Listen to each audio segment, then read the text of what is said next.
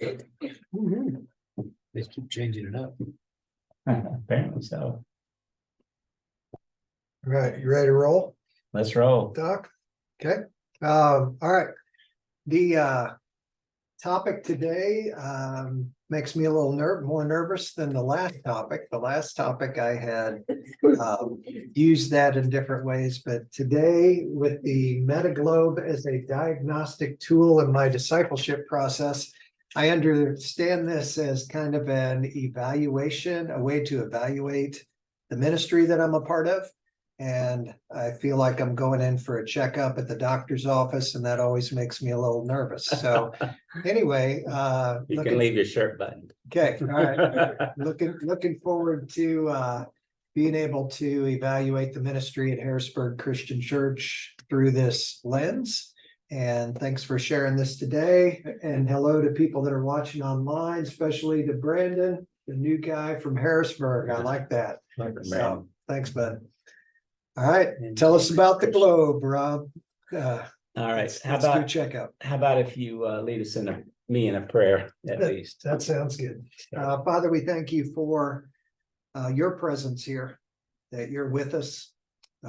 You have been on this journey with Rod from the very first moment he heard about the MetaGlobe and began to study ministry. And I just thank you that you allow us the opportunity to learn. And so guide us and help us to have a, will you help us to see our ministries through your perspective and through this tool? We pray for your guidance. Give Rod wisdom and a peace and what he needs in order to share this. We pray in Jesus' name. Amen. Amen. All right. Welcome, everybody. And the way that we typically run these is let me just go with it for a while. And primarily, John will watch out for any landmines or clarifications, or if it gets boring, he can jazz it up a little bit. And then I don't think it'll take me long to work through it. And then we'll have a conversation about its application. And I'm really pleased that Hannah and Luke are here, because I would like for them to speak in to the ways in which they use it already, because I know enough about their organization to see the way the benefits. So I think this will affirm the work that they already do, and they can apply some skin to it. And I think all of us can see some application of it. I think a lot of this also, for instance, Javid, you'll experience at the Rock in ways that it was just instinctive, you might say, ways that were already being run in terms of the effectiveness, the way that, Draghi was thinking through the operations. So I think you'll have a connecting point as well. The long and short of what I'm trying to say today is that the MetaGlobe is a diagnostic tool. It's a sort of an X-ray. It's a way of thinking through the ministry that is a picture by which I've both thought through it, but I've also taught membership classes, and I've taught other leaders ways in which to sort of get a quick check on how we're doing. And it comes from the world of social architecture, and it comes from the world of the effective evangelism model of church life as popularized by the Fuller Institute back in the 70s and 80s. You'll find reflections of this, for instance, in the ways in which Saddleback and the Purpose-Driven Church modeled it. But Carl George was essentially an engineer who was applying the ideas and the principles of how people make connections. And he was navigating in between the programmatic traditional church structure of the 40s, 50s, and 60s, and also the new realities of a changing landscape that included what, for instance, was happening in Korea with Paul Yonggi Cho and the quote unquote small group church model, or what we would know as cell group, and the work of Ralph Naber. And so as a result of that, Carl George was trying to navigate that changing landscape of both cultural expectations related to programmatic and spaces and cultural realities that were still quite American, and yet to say it's adapting. And as a result of that,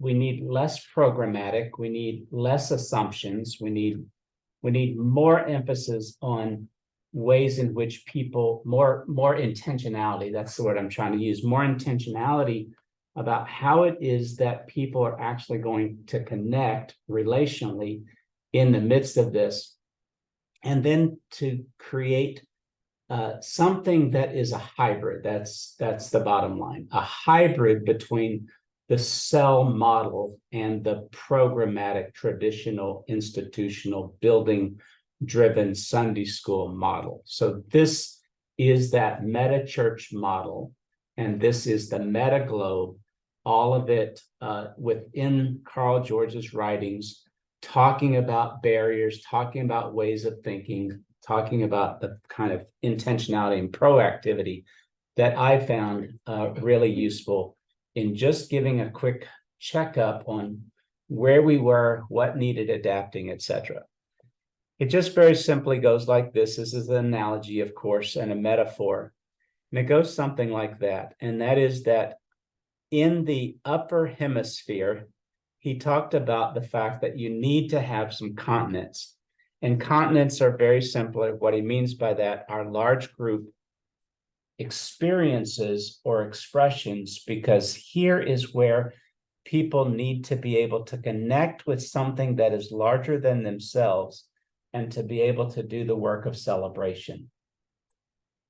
So, if you will, he was still saying that people want to identify with something, and if it's small and it's unfamiliar, they're going to tend in church world to call it a cult.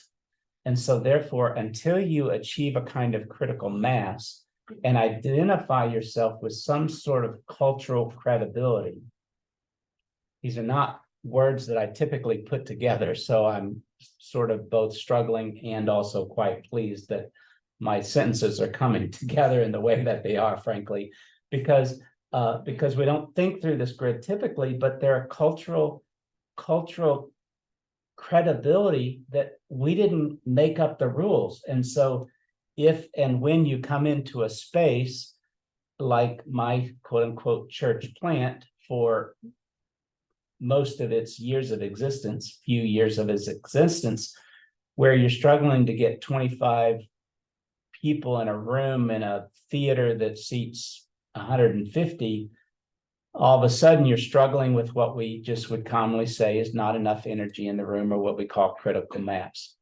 So Carl George was saying somehow you've got to identify yourself in some kind of a way with something that's larger than yourself in order to get the care and the critical mass in which people can celebrate through some kind of a large group or two structure.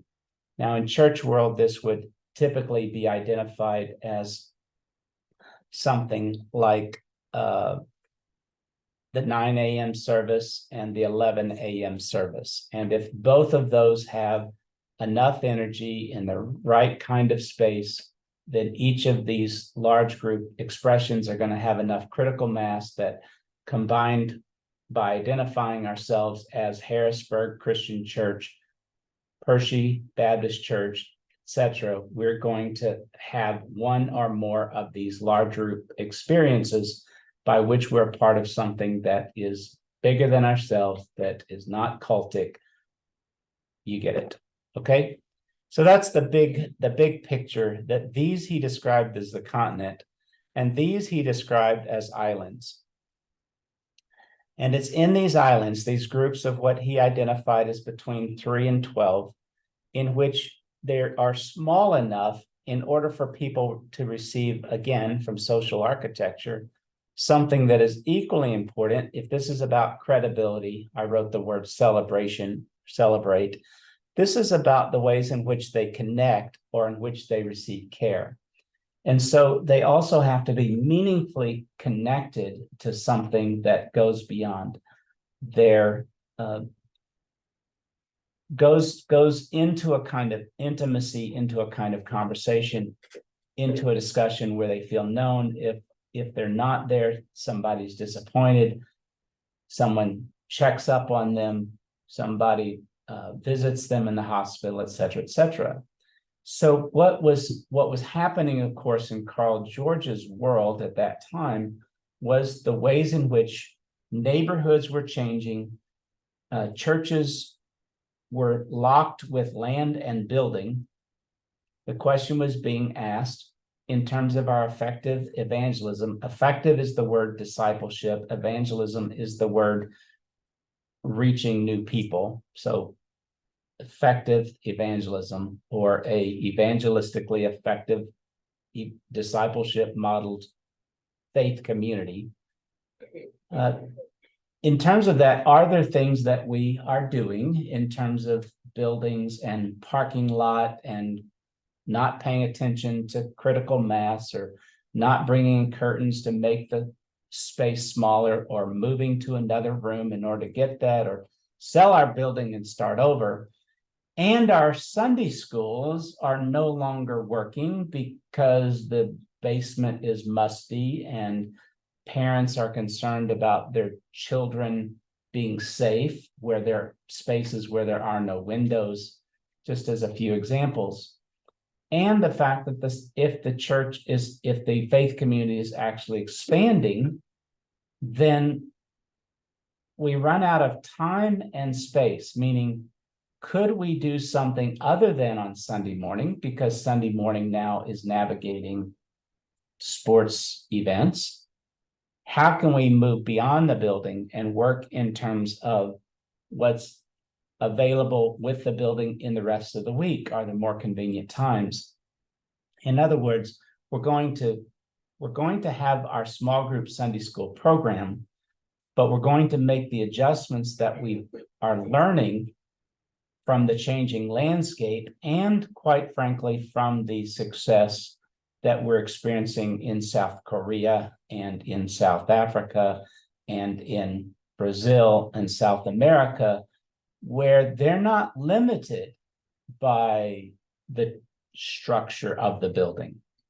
What would it mean for us to put our Sunday schools in small groups, and what kind of training is needed in order for this small group dynamic to take place, where people, and to have a strong emphasis on care, not just on teaching and training? Because again, in this changing landscape of the 80s and 90s, etc., is that it's not information in the same way that was needed before the internet, before podcasts.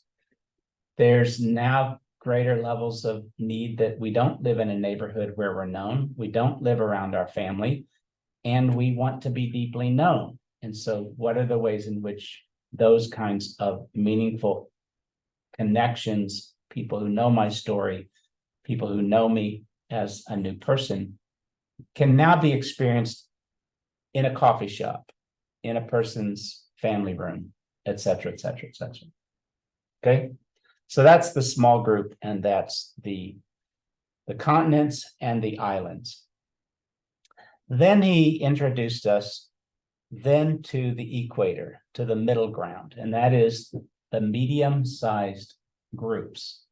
So if this is 3 to 12, and this is, let's just call it, 75 to 100 plus in terms of these, then this is that quote unquote 30 to 40 person range. And in these medium-sized groups, which are a sort of special need or age appropriate or life situational, then we begin to think in terms of, if you will, if these are if these are the two critical pieces, the large groups and the small groups, medium-sized groups can serve an important function. Let me give you an example of that. And this came out of my own experience starting back in 1995.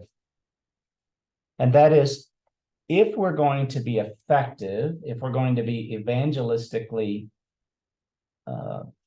effective in inviting through our less assumptive space and strategies, more neutral spaces with greater levels of sensitivity, meaning I'm not going to use the vocabulary that is comfortable and familiar to me. I'm going to try to find the kind of language that's translatable to you. Then all of a sudden I'm dismantling the traditional barriers that may exist in order to create more accessible space. In the process of that, to ask an individual who has made a bold effort to come into this large group space to lose as much anonymity as they have to in order to sit in someone's living room, it wasn't happening. It was too big of an ask. And so as a result of that, the less familiar that the person is, or the more intimidated they are by the intimacy, is the need in order to create this other kind of space that then becomes an avenue, a one-off, a few-off, a experience that's safe, by which people are moving into this space in order to gain enough safety, security, confidence to move into this space. Or if they're intimidated to come into this space, they can now come into this space and then be able to feel comfortable to go into that space. Or if, for instance, they're comfortable moving into this space, then what will it take for them to move into this more intimidating large group space? So again, this is very fluid in terms of its ability. So again, using Young Life as an example, you guys are, again, making the connections that I'll ask you to talk about further, because on the one hand, if you can get the person to camp, then somehow they might join the Bible study that's happening at the high school later or on campus later. So it's not an easy flow anymore in terms of the assumptions. In my example, where this began to show up a lot was in terms of Marriage Matters and Financial Peace University. So back in the day, as I'm calling it in our lunch and lectures, back in my day, these felt need meeting needs like addiction recovery, like getting a budget, all of a sudden became very welcome experiences that moved previously unfamiliar people or people needing the evangelistic message to have a felt need met and then be able to move into the experiences because they had greater levels of security that the continent provided, that the large group experience provided. And then that began to give them permission to move into these more intimate settings as a result. Good. Can you, all right, so obviously I'm working through our own ministry and trying to figure out what belongs in each one. Yeah. Can you walk through the Young Life ministry with them? And then that gives me more comparison to church or whatever. And I assume this is similar for church, parachurch ministries. The same idea works for both. That's right.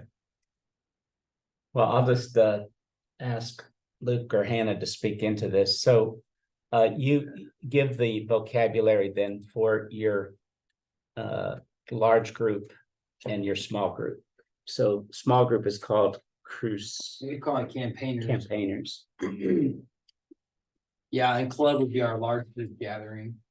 So the middle-sized groups would be more sporadic, sort of leader-led. Camp? Well, camp. That's where I put it anyway. Yeah, I think, although the size of our group would be in that range, once you show up, there's about 400 or 500 other kids there. But our group is about 50 to 60 or something like that. we talk about it in terms of, at least my language is not Young Life that I borrowed from, well, our friend Pete Fritsch. Like a menu, you know, you go to a restaurant and order off a menu, like I like the full meal deal, so I'm gonna get an appetizer, an entree, and a dessert. But for a kid who's involved in Young Life, they can show up and maybe they just want dessert today, maybe they just want an appetizer. So you don't have to have a full meal deal, but the hope is over time, we think the best experience is for everybody to eat the whole meal. So like, I like how you said that the entry point for a different personality type or a different, maybe a person who's experienced trauma, maybe they like the anonymity of a large group being their first entry point, that they can enter it at whatever point is most comfortable. We don't have a cookie cutter. Do you find students entering at all those 3 points? Or I mean, do the you most find- natural is clubs, so our continent. But we are finding more and more students that experience social anxiety. Mhm. And that's the fuel on the fire of that was COVID. That we're seeing that behavior in kids that we would say normally would be typically developing, like stable home, 2 parents at home, all these things.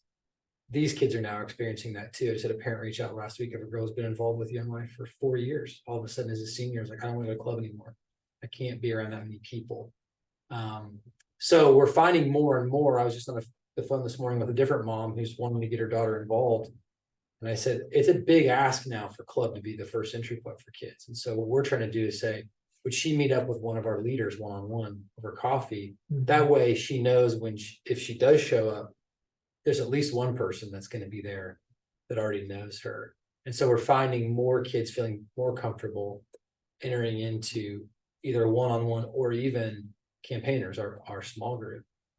And then some kids that, and this is maybe just because the brand recognition of Young Life, I think we do camping very well, that there are a small group of kids that camp as their first or sometimes only way that they're going to interact. Those kids are few and far between. That's, we might get 2 or 3 of those a year. But usually it's club, then camp, and then campaigners. So just kind of write down your globe there from top to bottom. Got it. So entry points are similar in church ministry, I would say. Again, like with them, club, at least for Harrisburg Christian, club is if that's your most likely entry point for students, I would say our big continent or a worship service is probably the most likely for people in Harrisburg. Is that pretty typical of churches, or other churches, are some of these MSGs in the middle more of the design for, is there intentionality of bringing people in, and it's not just bringing people in, right? It's part of the discipleship plan as well. So what I think that the MetaGlobe has done for me, and the reason that I wish that more had experience with it as an X-ray, is because, as one example, I don't think enough one-offs are what would be called buzz events or bridge events are created. I don't think there's enough sort of extra stuff that is outside of the box, but that meets the unique experience. And so I hesitated there because I didn't want the trajectory of whatever I was going to say next to go to serious or crisis related. So for instance, there's a ATV accident that happens at the high school. A student is paralyzed as a result. The school is upset, or there's a motorcycle. That's a one-off event that we move into the space. So I didn't want what I was going to say next to go simply that direction. But for a faith community, church, parachurch, and campus, I think that if they're thinking this way, they're thinking about, oh my goodness, we just need to do something new. We need to have a party. We need to go, and so, I've had those experiences by understanding the MetaGlobe. I've had the experiences where I would sit, for example, with a team, and I would say, in August, let's not do the midweek baptism on site. Where could we go? And then it's all of a sudden, it's like, oh, that's a lot of work. Or will people pay $1 to get into Oakland Pool? I know it's going to be hard, but what if we did? One time we'd never had a potluck because we're afraid that somebody's going to poison everybody. But I think we could get by it if we provided the meat and we didn't put it on social media so the city would find out, which is a problem when you're dealing with a larger, several hundreds of people. Let's do it. Let's just, let's cheat the system and see if people would show up, and we'll do a bluegrass band. And bluegrass, what? No, I think it'll work, really. Well, I don't know. And then we'll just tell people, bring food for your small group. And if you don't have a small group, everybody be generous. We could get through it. And so it was on the part of some of my team, it was never going to work. And the fact is that it exploded. The idea of having a potluck was so not normal. And it was so like connected with people, probably in some ways, in terms of a traditional ministry church experience they had when they were a kid. We ran out of meat, because it was several hundred more. Well, of course, therefore, when we gathered on the following Wednesday to plan now for the fall, what many of them said to me, even at that night. This was the first annual, we're going to do it again next year. And my response was, no, I'm not sure I'm going to want to. So what that means is that I'm not simply thinking through the grid of these medium-sized expressions or a large group one-off continent that I'm adding to. I'm not just asking, what will people come to? The question is, what would I like to create that's going to take enough work from me to have the momentum to do it? Mm-hmm. And again, it's been, if you will, a kind of secret sauce to my own longevity in terms of continuing to say, what is something that I want to talk about with one or two people, whoever's in the room. If not, I'll just talk to myself. Or I'm going to invite scholars who want to come in that I think this is what I want to talk about. And I also think it'll be helpful. Right. I find myself only thinking about this globe in terms of bringing people in. So that is a part of it, but discipleship is way more than getting people at something. So can you give me more words in each of those zones? Like, yeah. I know we've got celebrate and identify in that top zone, and felt need in the middle zone, and care and connection. That's right. And I think of those as, okay, there's going to be a reason for people to come.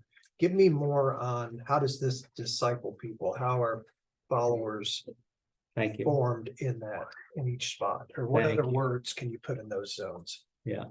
I'm going to draw a dotted circle here just as that kind of, to represent that kind of one-off. So it's not a permanent experience, but it's that one thing we're going to do this year. And so with a dotted line, because it's fluid and flexible, and we don't know if we're going to do it again, and we're only going to do it, 2 times if it works and we still want to do it, that kind of thing. All right, now to your question. Yes, thank you, because it's not just about that. It is about saying to people, just as you would say to your faith community in the church life, we're not going to get formation in Christ done in an hour and 5 minutes or 2 hours on a weekend, Sunday, particularly on a Sunday morning, and especially if you're only going to be here once or twice a month. So the whole MetaGlobe is designed to say, we're demanding from our purposes 7 hours of your week to become formed in Christ. And so while we know that at any given time, whatever our sphere of influence is, and these are industry standards from my experience. So it's possible the landscape has changed, but they're still helpful rules of thumb for me, is that of the 100% of my sphere of influence at any given time, I'm hoping for 25 to 30% to be moving into the life of the MetaGlobe, into the life of the discipleship process, into the other experiences just beyond the large group experience. And of that 25 to 30%, what I would call the community, I'm looking for 10 to 15% to be the core. So I don't therefore have, so we're sort of talking out of the both sides of our mouth when we're talking to our group, when we're communicating this. And the way that comes out is that we're sitting with a group of our leaders or elders or board or whatever, and they're saying to us, well, we only have 50% of our people who are involved beyond the club. And I'd be like, wow, we're that successful? Because when you look at the globe, what you realize is we have 100% of our people who are involved in all aspects of our globe. All of a sudden, we may be effective, and I mean that word in terms of discipling, but we're not evangelizing. We're not effectively evangelizing. We're not evangelism effective. And so as a result of that, this open door, this reaching people turns into the discipling process. And so it's not just about getting people in, it's about moving them into the 7 hours that it's going to take in order for them to be fully formed. Does it make sense? Mm-hmm. Okay. So now you've gone into the quote unquote discipleship process. Now you've begged the Christian formation process. Now you've begun to enter into what it is that we're inviting people to be formed in as a result, that essentially resides in its core in our VHS. And I use VHS because it may be called our leaders meeting, it may be called our huddle, it may be called your small group meeting, it may be called, in some cases, it be called our congregational members meeting. But it's very clear in social architecture that when it's working well, VHS is representing vision, huddle, skills. So again, I was pleased that Young Life would be here because I watched them at my home just last month again. Draggy, in terms of Javid, what you experienced in freshman leadership group, just year after year after year, just beating the drum on the same spaces where when you get together, you're casting vision. What are our wins? Here's a story. Here's where we succeeded. Here's the beauty of what we do. Hey, we need to shore up a little bit in terms of getting out and going to the games. We need to shore up here's the budget that we have. Here's what we're hoping to do this next year. Here's a one-off event that we have. Here's our series that's coming up that we think will really be a great opportunity for you to invite your friends to join us in. Vision, huddle, and then skill. So skill is, hey, let me train you in how to talk to people who are new, who come to our large group. Did this many times, called it the assimilation questions. I would then tell them, this is what I learned when I got to Central Missouri, and I didn't know how to talk to people outside of a faith community. And so over the months that I was trying to start a church, I just learned these 3 questions. Not what do you do? Not don't ask that question, because then they're like, well, I'm employed, or I don't do anything. I'm just a housewife, or I don't, whatever. Instead, ask the question, what keeps you busy during the week? What keeps you busy during the week? And so people could talk about anything that they're passionate about as a result. And so what keeps you busy during the week? So right now I'm in this VHS, I'm with my members meeting, I'm with my core, my 10 to 15%, and I've thought through a skill that I want them to have. And one of those right now is I need you to move out of your clique circle, and I need you to go over and look for people who've never been to church before, never come to club before. I want you to be a part of the A team, the assimilation team, and I want you to just, well, I don't know how to talk to them. I know that's what we're going to do right now is we're going to work on the skill. Hey, what keeps you busy during the week? How long have you lived in Central Missouri?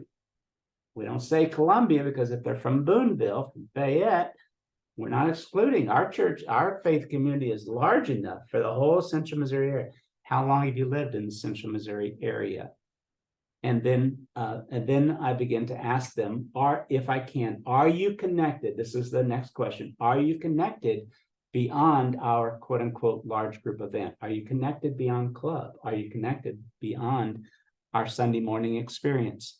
And so again, just navigate that, let the conversation flow, but just have those 3 questions in your back pocket. I taught that in membership meetings over and over and over and over again as an example. When you meet on this monthly basis or bi-monthly vision, you're talking about our vision because we leak vision. We're talking about the skill that we want them to have. Now I want you to huddle up together, and now we're going to huddle up for some care to practice our skill, whatever's needed to talk about, your assignment for this large group experience that we're going to have.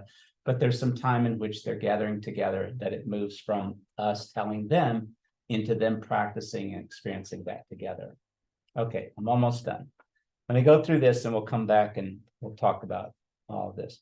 So now what the axis becomes in the MetaGlobe model is this becomes, if you will, the curriculum by which we are saying it's not exhaustive, but it is specific.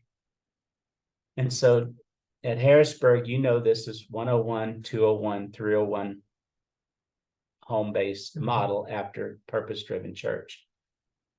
In other locations, it can be known as the 5 to 7 values. In most places, it's in some way it's connected to the mission, and that mission is going to sound like either reach, teach, and send, or go, teach, and missions, or just going to have, the Great Commission, something like that. And so what this begins to challenge, though, is that you begin to create the kinds of specificity. And that specificity are the curriculums that you're wanting to get your students through. They need to know spiritual practices. Okay, well, how and where are we going to try to collect some so that they learn some spiritual practices that are effective? Another one might be how to share their faith with others. So there's a curriculum or there's some kind of specificity that we get together in a workshop or pull them away for a retreat, and we teach sharing our faith. Another one might be is we teach them just how to hear from God. And so experiencing God curriculum would be a kind of a classic material that would encourage them to believe that God can speak to their lives and share with them. So these are the intentional discipleship processes, or what I would call the Christian formation process. Or again, a part of this is that we have 3 membership participations. One is pizza with the pastors, just to kind of orient people into the MetaGlobe. Another one is a 3 or 4 week time where we unpack how we vibe, how we treat each other, how we're going to be together, what our values are, what makes us distinctively Chigger Creek Bible Church, etc. And then another one might be a semester long where we go, and again, in each case, we're just taking whatever we said at Pizza with Pastors, we're just unpacking further in the 4-week training. Whatever we talked in the 4-week model, we're just expanding it and we're adding to it, and we're going deeper in terms of the kind of Christian formation process. And so this then becomes the answer to your question in terms of the educational work that we do in order to get this done. Finally, this is our governance right here. So the governance piece shows up here. And why this is critical is that our governance or our structure or our bylaws or how it's led, these individuals have to model all of this, right? In other words, they have to, again, not saying they can do it all, but I'm saying they, as we talked about last time, they experience for one what they wish everyone did. Let me say that differently. What I'm trying to say is that we don't have an elder who's never been to a small group. Once a year, they're in a small group. We don't have a pastor who doesn't work in the nursery once or twice a year. You don't understand what it's like to be with kids like I was this past week, when it's 75 minutes with elementary school girls. And so, this has been my lifelong practice, is to do once a year what I wish I could do in all the settings every year. And so you show up in these kinds of spaces, and we need our governance. That's my point. We need them to not only have good character, we need her and him to have good values. We need them to not only understand the ministry, but we need them to be in the space. All right. And so as I say that, I'm reflecting. I've been a part of the heartbeat of Young Life. I haven't been to a club yet. I've not experienced a club. I've got to get to a club. It's on my mind. I care about it. And therefore, the MetaGlobe has helped me to care about it, because I'm understanding I don't know the heart of the ministry until there are at least an experience in which, and it's right to be expected to show up for one, what I wish I could do every time. Got it? And so then down on here, then is the one-on-one experiences. So we're always constantly looking out for ways in which we are ministering and inviting and working along the way. So it's always a very personal work. Now, if I showed you, which I will just quickly, if I showed you this article that is a chapter from Carl George's book, Prepare Your Church for the Future, and how detailed he gets, you can see an engineer who's gone bad. I mean, there's just no end to trying to classify all the places and the experiences that people have. But the big idea is that somewhere in here, you can begin to talk about, well, where does our missions program or our initiative go? Or where do we put our care ministry for, special needs, and our funeral team or our baptism task groups or our worship team? So obviously, but under the cell church model, what this is doing is this is empowering everyone, inviting everyone, creating a model by which everyone knows everything that John and Luke and Christian and Brandon and Jana know about the work that they're, Javita, are creating. That's our heart. Now, we're only going to really invest ourselves in 10 to 15%. There's another 25 to 30% who are going to own it and care about it, because we're always expanding, always wishing, always wanting to enlarge our circle. Or like in the Rocks case, they just graduate every 4 years and you start all over. You have a very explicit curriculum, or same would be true in high school. But we're trying to give ourselves away in these kinds of ways. I think I've said what I want to say. Okay. Two things. One, we could open it up for questions right now. Yeah. Or two, I was going to ask you, if you're the doctor coming into our ministries and you're asking diagnostic questions, what questions would you ask us in order to evaluate how we're doing? So do you want to open up for questions, or do you Well, want let me do that quickly, because I think the first two things that the consultant needs to be thinking about is what is already working. In other words, it's the assumption that God is already here. It's the assumption that there is activity and benefits that our people already care about. there's probably somebody in the room who sees the things that the MetaGlobe helps reveal. There's the invitation to help those individuals find their voice and for us to hear from them in solutions-oriented ways. Beyond that then becomes, well, what's in your hand? So about the time as a consultant, I'm sitting in, for example, I'm thinking of a particular model, and they say, we've got this building and it's just more than we need. Well, automatically I'm thinking about, as a consultant, I'm thinking about, well, what are you doing that's keeping you from being creative with how this much space could be used by something that you're excited and gifted already to do? Or to partner with a ministry that would like to take the space and create something with it that then you could piggyback off of. So collaboration and partnerships and ways of, creativity are within the leaders, the persons who are having to do the work in the process of that. So beyond that, then it's just simply a matter of walking through the MetaGlobe in terms of saying, let's just call ourselves a medium-sized group.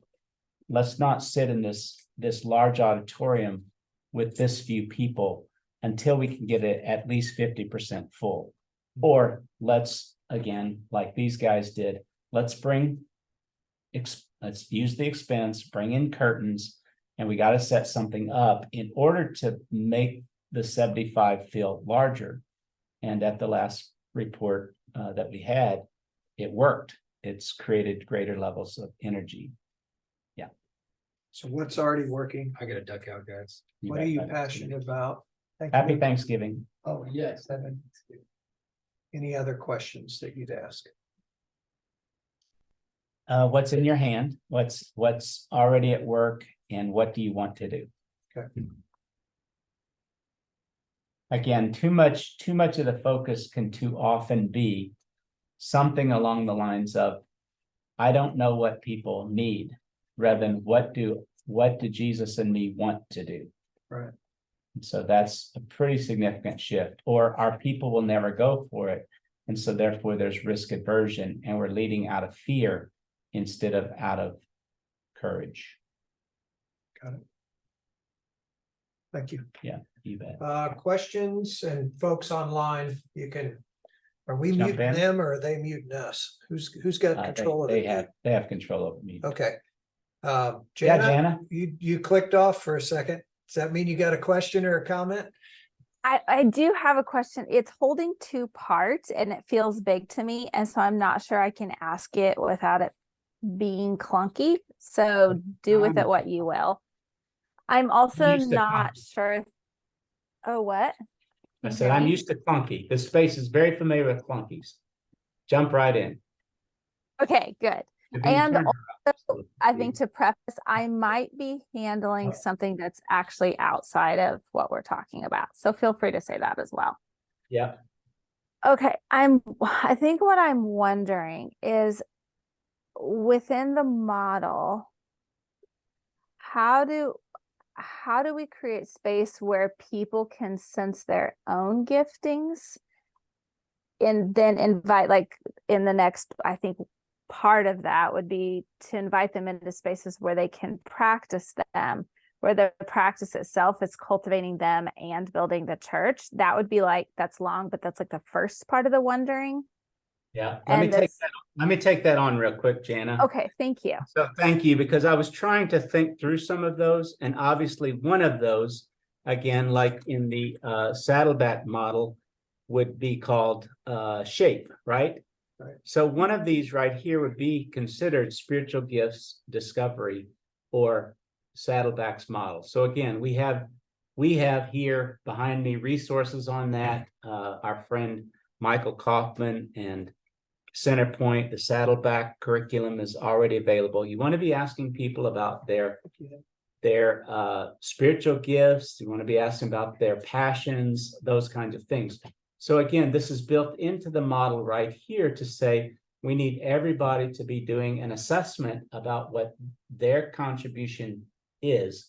And the other one that you asked that I've had experience with is that in terms of spiritual practices, is that we were able to develop over time a kind of what I'd call a one-off or a medium-sized group.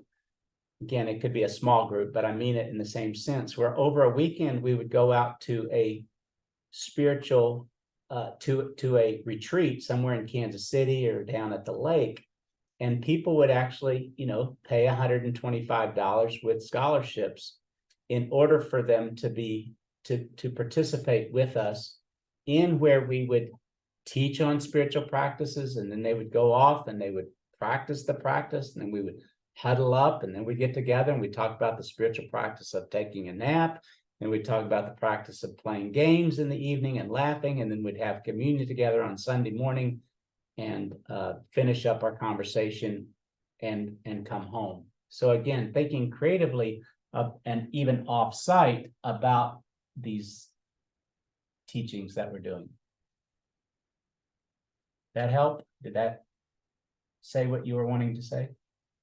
Yeah, that was very helpful. And I think the next part of the question would fit into that probably. Is my other thing that I was wondering is, I noticed that there are things happening, like people who are a part of a church, but they're actually being developed outside of the church in very, like, I would say like very acute ways or very thorough ways, but that stays separate than their church faith practices or participation or whatever. And I see this happen with a lot of different people in very different ways. And so I think that's another thing I was wondering is, what does it look like to integrate the ways people are developing outside of the church?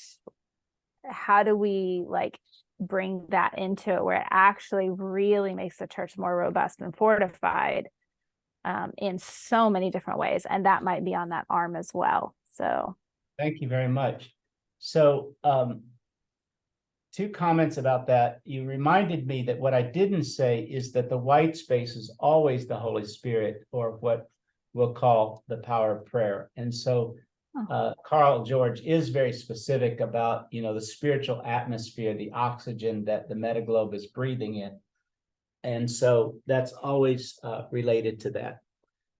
To go to your question, is that what I'm inviting us to do is an intentionality about what we as an institution can do. And when I say the word institution, what I mean by that is anytime we begin to say, I think we could get more done together than we would separately, we're institutionalizing something. So this group of people are trying to get this thing accomplished. And the MetaGlobe is a way for them to sort of ask the question, how can we benefit from it? The way I always, quote unquote, thought through the question that you're asking is, I just wanted to take responsibility for the events that I could create that allow the Holy Spirit to do what only the Holy Spirit can do, but to do it as without controlling, to do it as intentionally as I possibly could. And then I was hopeful that the experiences that people were having in informal ways was helping and not hindering. And then I had judgments based upon the reports back that I got as to whether or not I thought they were helping or hindering.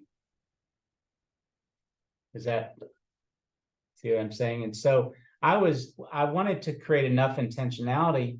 Of course, people were meeting, for example, in coffee shops that we didn't structure, but I knew they had met in men's and women's groups, in medium-sized groups that they had for a semester. That's where they met.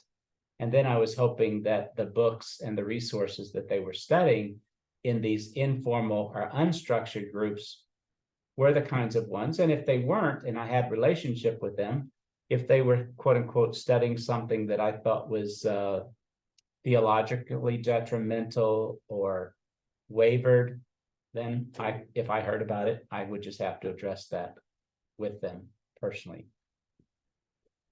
Okay, follow-up thought? No, that's really helpful, and I appreciate, that feels good. Thank you.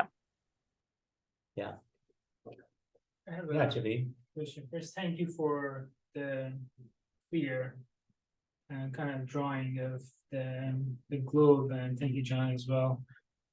So for me, these things are very new, but when I was kind of relating that to the experience with rock and kind of how the different parts plays, I kind of see the flow of people within those continents. I was within from the the continents to the medium size and to the islands, and the importance that each one plays. Just one question is how big the continents can get. And I asked that question is because like in Afghanistan, like there's like little islands, and they're pushed to be isolated, not by Right. like that's the best way to do it, but because just you have to make it, you have to keep it quiet, and Be invisible. you have to be invisible. And that created a lot of like, for me, when I came here, there was a huge desire to go to super big churches, even like Yeah. super big, because that was like something and the cultural credibility, like for believers that are like in Afghanistan, to form that bigger continents, but it still be connected to the big continents here. Is that a possibility to consider that? How, I don't have an answer about Afghanistan, but my curiosity would be is how did you begin identifying with something that you knew was larger than yourself In here? in Afghanistan? In Afghanistan, I didn't. Did you? The whole time that I was there, I didn't had a group that is bigger than. Did you that imagine one or desire one? I desire, yes. Did your mentor who led you to faith and was discipling you, did he describe what it would be to be in a quote unquote worship experience in a? Not really. Not really. No, Yeah. no.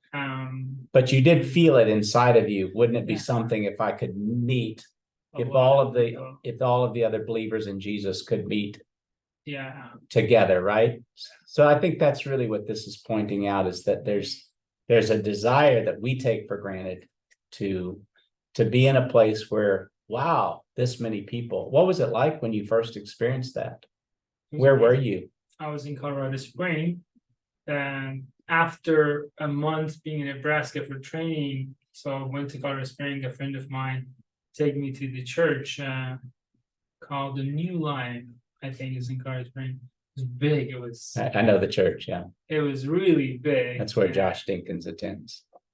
And I was like, wow, this is really cool. And there was music, of course, which was. Yeah. I didn't know the music, but I was like, this is fun as well as. And you found your heart warmly warmed, right? Yeah. Like, wow. Do you remember having tears? Was it It was, very emotional? it was very emotional. Very emotional. Yeah. It was very emotional in terms of cultural. There was another time that I was in a big group of Afghan believers that was way more like the music even was like Afghan. I was like, that was Heaven. yes. Paradise, at least. That was Yeah. was I don't think I answered your question because I don't think I can, but I would invite you to ask me again, just because, as you said, in Afghanistan, you could not experience it. So I think at best you read about Revelation 20 privately, 21, and you find yourself thinking one day all tribes and all nations will be gathered in one space. And I think that was even the hope in the New Testament. That's really good. It's really helpful. Now, to flip it back to the US, too many people, as you were hearing me say, they only experience the large group and never experience the intimacy of what it means to share your life and story and be discipled in a one-on-one experience or in a 3 to 12. And that is equally as crisis problematic for their spiritual development, because they don't know the intimacy that can occur by 4, 6, 8 gathering together and praying and sharing and confessing and repenting. Jenna, you had a comment there or question? I think I just wanted to name that was really, really helpful for me to hear that question and also hear the engagement of it. I just had like a shift, like a 180 shift in my thinking, like in a subtle way, but to realize that our hearts are longing for these things. And so in the ways that God has equipped us to hold a sort of hospitality or manifestation for the ways that we're able to meet people and what we're longing for, there's something very precious and sacred about that to me. And that, like, I resonate deeply with, like, oh, of course I want to meet people and the longings of their heart. To come at it, and this is on me, not in the way it's been presented or in the material or anything, but to come at it from a more like, what's the word? Like, well, how do I build an infrastructure? Like, to come at it with that question, it just feels really good to have had that shift in me and to think like, oh my goodness, of course I'm not building something. I'm like meeting something in only the ways that I can. And I trust that God will be faithful to his people in ways that are beyond me. Well said. Well said. And to be willing when things are when they've accomplished their purposes. Again, that's why I loved the story that I told about, well, this is the first annual bluegrass barbecue potluck baptism we're going to have. And I'm like, not so fast, because let's just pause on that and ask ourselves, do we want to do it again? And to not be risk adverse. You had an experience with your health fair. Man, I was just thinking you might bring that up. I want to hear about it because it's about I don't know if I can share about it's about the No. trial and the tribulation, right? Yeah, we were trying a one-off, just a health fair for the community, multiples. Anyway, there was a lot of work that went into it. And then the weather did not cooperate, but it didn't cooperate until right in the middle of it. So we'd already started and then kind of got washed out. And honestly, I was pretty discouraged and have been very hesitant to even bring up bigger events that we organize and plan since then. Right. So yeah, that's my story as far as I got discouraged by that. Yeah. And I think what I'm hearing you say is get back on the horse, that's a part of church health. It is. And if we find ourselves saying, I can't keep up with all of it, then we take some stuff out of the garage. Right. And try to decide what we're going to put back in the garage. And so it's the kind of not doing some things that are no longer working, or the courage to say, in order to free up some space and energy and something that we're motivated to do that's currently in our hand, that's again what the traditional programmatic experience sort of locks us into. And the quote unquote flexibility of the cell church model, or the flexibility of organic, or not having a building, or not having cultural expectations, frees us up. And that's why I think the meta church expression through this MetaGlobe just continues to diagnose and say, you know what, I think we've done that long enough. And we need to, over this next year, phase that out or take less resources or give that to the church across town or whatever it is. Yeah. Yeah. Courageous. Christian, Brandon, anything you guys want to unmute and ask or comment on? I'm just drinking this all in. The only question I had was a fairly technical point from very far away back in the beginning. I wondered, to you, Rod, what does critical mass mean? Is it just a function of number of people in the room versus size of the room? Is it something more than that? Yeah, I'll answer that question, Christian, by using a very odd analogy, but it's the one that comes to mind that makes the point. And that is that I can't name specifically the Supreme Court justice, but a couple of decades ago, they were ruling on pornography. And he said, we can't describe or create the space that it is, but you know it when you see it. And that's exactly what critical mass is that you know it when you see it. Now, in this room right now, currently, we did not achieve critical mass in this room. Having 3 of you on Zoom sort of, you might say, tipped the scale in order for us to have energy. And right now, as you can see, we've had, the 3 who were here to leave. And so as a result of that, I mean, that's just an awareness that it's now the 2 of us left. And we would just be having a conversation with ourselves. They would have, yeah. So you kind of know when critical mass is. And so in everything that I've done and I've been good at, you might say I'm good from 5 to 25. And I can do one-on-one, but if I've created an environment where I need 5, I need 5. You see what I'm saying? And so similarly, if you're in a space and you know the dynamics, you know if you got it, but you can also feel it if you don't. And if people are sitting there saying, is anybody else coming, which was happening in this room, are there 2 or 3 more that are going to join us? There are 66 invitations. You know, there's whatever there was 7 of us, and I'm going to work through that. And one of the ways I get through it is because this is what I want to teach on.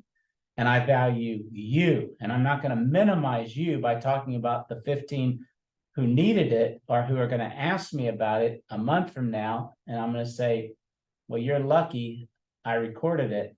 And so for all the years of TEI, I've always wanted to charge $50 if you watch the recording, because it would have been better for you to be in the space and then you got to pay in order to experience it. I just don't know how to get that done. But if I could, I would, or at least 25. Not that I even need the money, but the TEI needs the money. We don't, because the Lord provides through generous gifts. But you hear what I'm saying. So does that help, Christian? So if you're in the space and you are thinking to yourself, whatever spaces you're in, oh boy, everybody's uncomfortable wondering if somebody's are going to show up, then you don't have critical mass. That help? Make sense? Makes a lot of sense. Thanks so much.